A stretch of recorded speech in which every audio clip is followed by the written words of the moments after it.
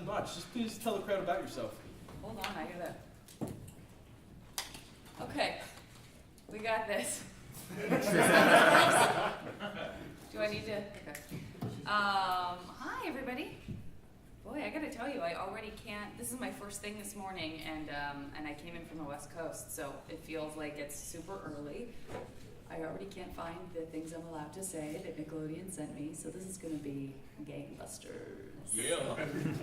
What could possibly else go wrong? You're asking me questions. What's happening? Oh, no, not well. I'm asking these guys I'll questions. open the floor. Please introduce yourselves one at a time. Right there. David Gansel, GeekVision.tv. Hey, David.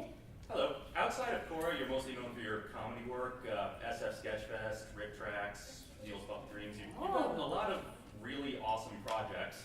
Thank you. On the other hand, your podcast, it still has a sense of humor, but it's a much more serious and personal endeavor. What was it that inspired you to start the JV Club? Thank you so much for bringing up the podcast. If you've listened to it, you know it's like definitely has a special place in my heart. Maybe in part because of everything you just mentioned. I'm so lucky to be a part of this kind of amazing comedy community that stretches outside of LA out into New York and San Francisco, the festival that I founded and produced. But a lot of comedy. There's just a lot of snark in comedy, and I have no problem with that whatsoever, but I also feel like I'm so lucky to know the kind of human soft side of so many funny people, not just comedians, but actors and actresses and writers, and I'm just always interested in kind of finding out what all of our vulnerabilities are, and finding the humor in that. And I think that one of the coolest things about social media now and about the kind of accessibility, it's also one of the trickiest things for people who are kind of in the spotlight because of that that self-same accessibility, is that you sort of get the chance to feel like you really know someone whose work you admire. And like I said, that can be good and bad. But if you're gonna read an article about how someone stole Christina Hendricks' phone and maybe or maybe not her boobs are featured, why not also find out what kind of a person she is and kind of find out what makes her so wonderful and who she was when she was growing up and how she got to where she is. Because I think that ultimately the gift in the accessibility is that everyone should understand that we're all the same. And that's my favorite thing about it, is hey person that feels completely alone and you just moved to a new place and you don't know anyone. This person that you might think is amazingly talented and was always just kind of together also moved someplace and was terrified and didn't know what to do about it and kind of worked through that. So that's sort of it's kind of Oprah-y, but it's just that's one of my favorite things going on in my career right now. So thanks for asking about it. Awesome. I'll give 10-minute answers for every single question. Back there. Dan Warren from GuysNation.com. Hey, Dan. You were on Entourage. Yeah, I was. Great show. I didn't even have to take off my clothes either. That was a real plus. How did you have a role? A real definite recurring role on a very popular TV series. How did it feel to get that? How did you get it? How did you stumble upon it? Was it? Yeah, I auditioned for it. The cool thing about Entourage was, and I think I can say this about probably, if it happened like this for me, it probably happened like this for other people who ended up doing that show, which was, I auditioned for the pilot before it was even picked up as a series. And I can't remember, I think I might have read for Ari's assistant, or there was just some part that I read for. And while that was not, the role for me, they were real cool about, they just kept bringing in people that they liked over the seasons, and they would just say, the producers would say, don't worry, we're gonna find something for you. And I think that, Hollywood kind of trains you to be jaded because a lot of stuff doesn't work out. And so I kind of just kept going in, and I remember I would read sometimes I would come in and I would just read for the girl working at the Apple store, and I would have 2 lines, and then I even wouldn't get that, and I was like, oh, geez. And then it turned out like they kind of just were saving, you know, they had this cool thing that they wanted me to come back and do more than once. So it in the long run, it turned out to be worth the wait. But yeah, it's a tough business. So when someone says like, we're just trying to find the right thing for you, you're like, uh-huh. And then sometimes it actually turns out to be true. Fro from WHUS. I was wondering if you find a lot of similarities between your characters' personalities and your own? Great question. I assume you're talking about Korra.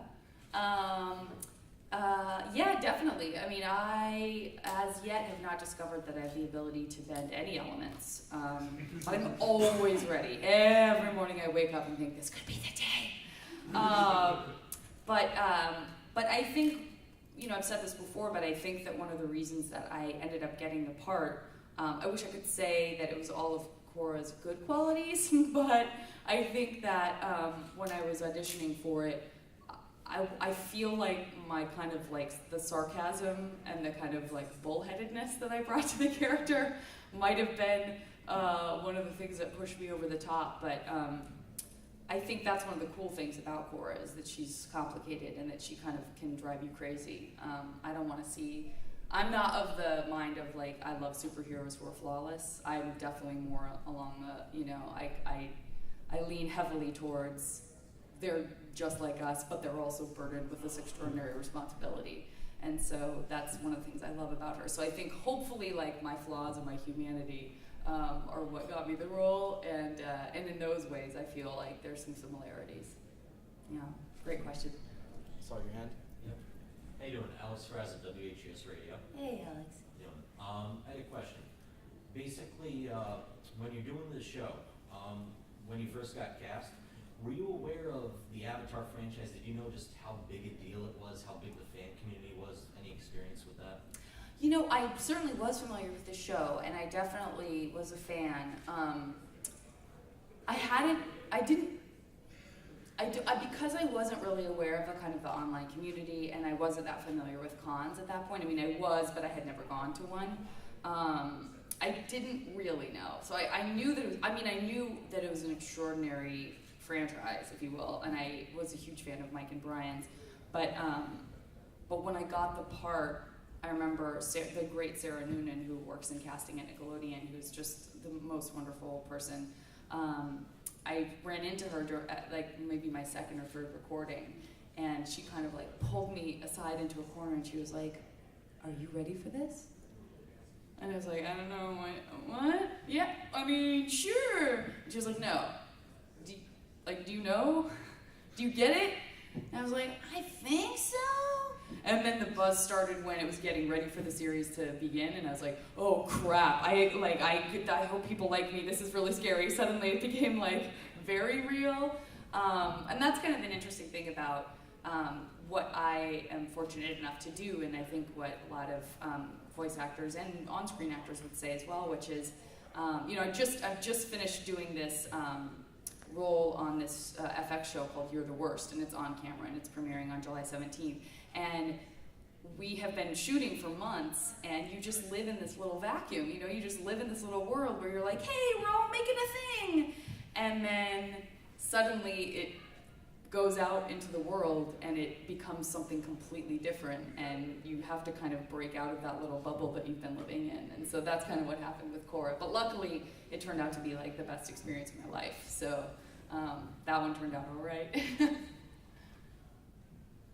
Any other questions? Anna from Cosplay NYC magazine. What's your name? Anna. Hey, Anna. Since Korra has become so large, and since season 2 started, it basically exploded again. How does it feel like seeing cosplayers as Korra? And would you consider cosplaying yourself? It's the best. That's one of my favorite things. It's one of the reasons that I do cons, is that I just, it means so much. Speaking, as I was to Alex, about kind of how it grows out of this tiny thing that you're just doing in this room with all the people who are involved with it, and then it grows to the community of people who watch it. To me, that's like another way of growing it even further, which is to get the opportunity to come and interact with people who like the show and people who cosplay. pretty much every time I see anyone dressed as Korra or anyone from even if it's Aang or Azula, it doesn't matter. I just get so excited. I have to take a picture and I try to like tweet and post that stuff because it's an element of what I do, pun intended, I guess. It's an element of what I do that really enriches the whole experience and the whole like kind of Avatar universe. So I love it. I'm always so excited. I'm always so interested in like the little tweaks that people make and like what they make by hand or who they're having make it for them. All that stuff. I just love it. Yeah. Back there, I saw your hand first. Hi, Dan from BadFish.com. I always wanted to ask somebody this question. The state of female comedy. Yeah. How different is it now from when you first started? That's a great question. I definitely think it's better. I think, even with setbacks like, certain celebrities saying that women aren't funny, certainly it's better. Every time you see something like Bridesmaids, that's a really now that's sort of an old example, which is so cool. But anything like that where everybody kind of gets the wake-up call, like, oh yeah, people will buy tickets to go see a bunch of women being awesome, is a huge boon for us. The thing that is a little risky about it is that sometimes what ends up happening, and I didn't see it that much with this kind of wave, which is great, but sometimes what ends up happening is networks who don't have necessarily a lot of imagination, and it's a really tough job. It's like there's so much money in show business, and sometimes the creative parts of us forget that. You're just like, why can't I just make something good? I wouldn't trade places with an executive for the world because it's so much pressure. But you see this sort of like, it's almost like there's a backlash of like they'll just put anything on that's a bunch of girls, and then there's like not so great stuff, and then no one thinks women are funny anymore.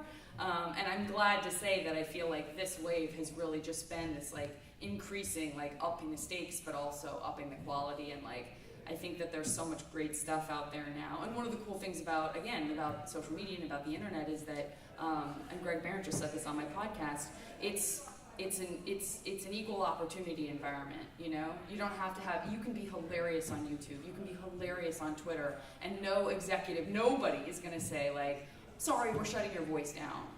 And I think that is, like, we're so lucky, and anybody who wants to get out there and be heard and seen has the opportunity, and, like, thank God for that, Sorry, hand. Hank from Metagamers.com. Hey. Legend of Korra is written exclusively by females, I believe. Legend of Korra is written exclusively by females? 3 males. Oh, 3 males. No, actually, there's definitely at least one female writer. I don't see the writers as often, because they're not necessarily in the room when I'm recording, because Mike and Brian are, but we definitely have women on the staff. But in line with that, do you ever find yourself correcting some of the lines or ad-libbing, adding to the lines they give you to make it a little more personal or a little more feminist? You know what? I never do. And that's unusual. I mean, because I do a lot of comedy, there tends to be a lot of flexibility in that world. And so I'm super comfortable doing that. But honestly, I think PJ is probably the only one that really has, like, brings more improv and goofiness to the table. Just major shout out to the writers and Mike and Brian, but I just don't ever feel like anything needs to be changed. I love their writing. I think they hit the nail on the head every time. Yeah. That writing and your voice acting that you bring to it is actually my favorite part of it. Oh gosh, thank you so much. Well, on behalf of them, yeah, thank you. Saw your hand. The Geeky Panda, the Geeky Panda from the Geeky Panda blog here. When Hi, you're Panda. It's my nickname since high school. Love it. When you're reviewing your work, like since you're a voice actress, do you ever try to enjoy your work as you're watching it, or you're kind of like, oh, I could have done that better, I could have done this better, like No, that's a great question. I don't particularly like watching myself on screen. I've shared that phobia with a lot of actors. It's just hard. And it's really easy to scrutinize. And, we all look at pictures of ourselves. Like, think about Facebook. Someone posts a picture of you and you're like, they posted that one? And sort of, you know, we've made this like crazy decision to sort of live in that place all the time. So I don't love that. There are certain things that I like watching that I can sort of look past that, and I would say that Burning Love is one of them. I can watch that, and everybody else is so funny that I don't have time to think about like, oh, should I have? But Legend of Korra is like always, I never think about my contribution to it or what I could have done differently, because again, you just like get swallowed into that world in the best way. And seeing someone else who happens to have a voice that almost in my mind, it's like, she kind of sounds like me. Like that's how much I forget that I have anything to do with it, because I'm such a fan of the show. And that's the cool thing about animation, I think, is that you can really let go of that and just focus on like how great the work is, and it's kind of like being a little kid in that way. Like I never get over the magic of, you know, oh, that's not me, but I guess it kind of is me. Yeah.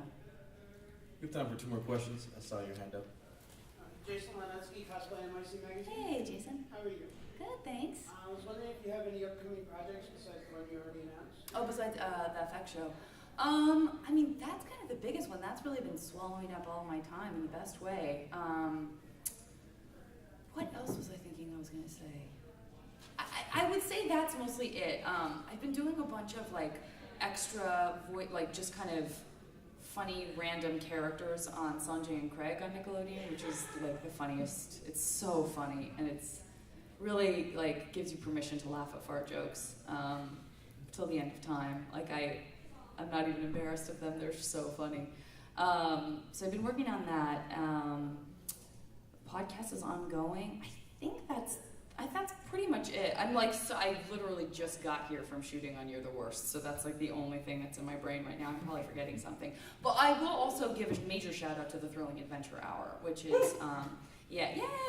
Which I've been doing more and more stuff with because I've had more time to do that, and so I'll be with them at the San Diego Comic-Con, and we're doing a Welcome to Night Vale Thrilling Adventure Hour crossover live show there that'll be really fun, and panels and signings and stuff like that. And I'll be doing the live shows as much as I can in Los Angeles. That's another really, really fun thing that I get to do. And one more. Sorry. I feel like all my questions were my answers were too long, and that's why Not I at all. don't have time. Loved it. So I'm sorry Every about second. that. In the gray. Sorry. Hi, Nicole from GameSets.net. Hey, Nicole. So I have a question about The Legend of Korra. What do you feel is the hardest part of playing that character? Trying to reenact, an avatar, a strong character. Yeah. Well, great question. It's funny because the only thing that's hard about it at all to me is the technical stuff. Because the writing is so amazing, because they just create this amazing world, and because now we sort of have a sense, although I never know how beautiful something's going to be until I'm doing ADR. When we get pulled in to do ADR for like the fight sequences and stuff, that's the first chance I get to see any of the animation. And we've recorded the episode itself such a long time ago that I don't even really remember doing it, which is probably another reason it's so easy to watch, because like I don't even remember it. So the technical stuff is what's tricky, because it's just hard to sync up like fight sounds and kicking sounds and all that. And that actually reminds me, speaking of upcoming stuff, I'm sure you guys already know about this, but one of the hardest things I've done as of late for Korra was recording the video game. And I'm so excited about the video game, and I just went in and did some ADR for that. But doing 5 straight hours of like screaming and kicking and panting and all of the stuff that video game characters do is exhausting. Friends of mine that do like almost exclusively video game voices, I don't even know how they have like a voice to just talk when they're not doing that. So that honestly is the hardest part. Everything else is like just the best. Yeah.